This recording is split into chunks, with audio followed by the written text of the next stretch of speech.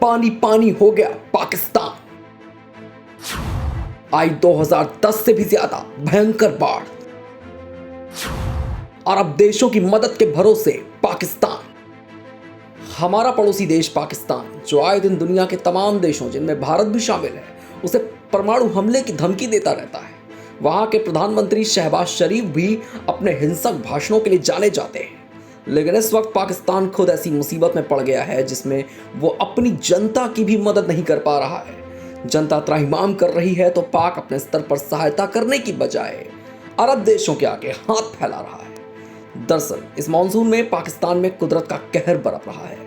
वहां शहर के शहर, गलियां, चौबारे सब कुछ जलमग्न हो गया है। ऐसे में बड़ी संख्या में लोगों को अपने घरों से हाथ धोना पड़ा तो बहुत लोगों को अपनी जान से। तमाम लोगों के पास खाने को खाना नहीं है तो बड़ी आबादी के सामने तो पीने के पानी का भी संकट खड़ा हो गया है। लेकिन पाकिस्तान की शहबाज शरीफ की सरकार जो हमले करने की बात करती है, वो अपनी ही जनता की संकट मोचन नहीं बन पा रही।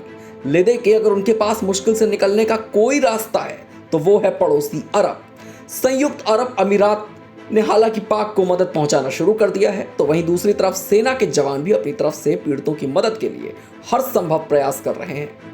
पाकिस्तान में इतनी बारिश हो रही है कि चारों प्रांतों में हाहाकार मचा हुआ है। तुर्की और यूएई के कार्गो विमानों ने पाक की सहायता के लिए अंतर्राष्ट्रीय मदद पहुंचानी शुरू कर दी है और इस्लामाबाद में तंबू, भोजन और अन्य दैनिक आवश्यकताओं को लेकर इन देशों के विमान पहुंचे हैं। इन देशों से पाकिस्तान ने मदद की गुहार लगाई थी और पाकिस्तानी वित्त मंत्री के साथ पाकिस्तान के विदेश मंत्री बिलावल भुट्टो ने भी मदद मांगी थी और इन देशों ने भी मदद करने का वादा किया था।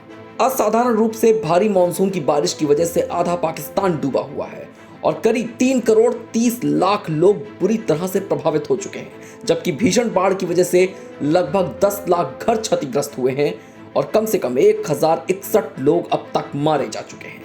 पाकिस्तानी अधिकारियों का कहना है कि इस साल की तबाही 2010 की तुलना से भी बड़ी है, जब बाढ़ में 1700 लोग मारे गए थे। देश के सैन्य प्रमुख जनरल कमर जावेद बाजवा ने रविवार को कहा कि उनके देश को इस भीषण बाढ़ से उबरने में सालों लग सकते हैं। वहीं संयुक्त राष्ट्र सहायता एजेंसियों और पाकिस्तान में उनके सहयोगियों के लिए बाढ़ से निपटने के लिए $3 मिलियन आवंटित किए हैं और इस पैसे का उपयोग स्वास्थ्य, पोषण, खाद्य सुरक्षा और पानी और स्वच्छता सेवाओं के लिए किया जाएगा। बाढ़ प्रभावित क्षेत्रों और सबसे संवेदनशील क्षेत्रों पर ध्यान केंद्रित अभी किया जा रहा है। वैज्ञानिकों और पाकिस्तानी सीनेटर और देश के जलवायु मंत्री शेरी रहमान के अनुसार इस साल मुख्य रूप से जलवायु परिवर्तन की वजह से इस साल यहाँ पाकिस्तान में भारी बारिश हुई है और साथ ही इस साल गर्मी भी काफ़ी पड़ी है, जिससे इस साल जंगलों में भी आग लग गई थी। हालांकि लोगों का कहना है कि पाकिस्तान की सरकार ने नए बांध और जलाशय नहीं बनवाए हैं। बाढ़ ने 150 से अधिक पुलों को नष्ट कर दिया और कई सड़कें भी बह गई, जिससे बचाव कार्य करना भी अब प्रबंधन के लिए मुश्किल हो गया है।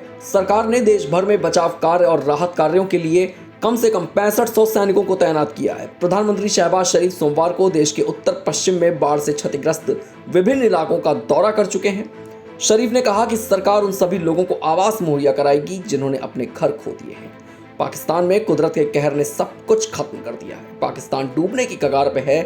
हालांकि सरकार राहत पहुंचाने की पूरी कोशिश कर रही है, लेकिन देश की अर्थव्यवस्था की कमर टूट चुकी है और ऐसे में बाढ़ ने स्थितियों को और भी ज्यादा दयनीय बना दिया है। ऐसी और भी खबरों के लिए जुड़े रहिए हमारे साथ और देखते रहिए वन इंडिया हिंदी।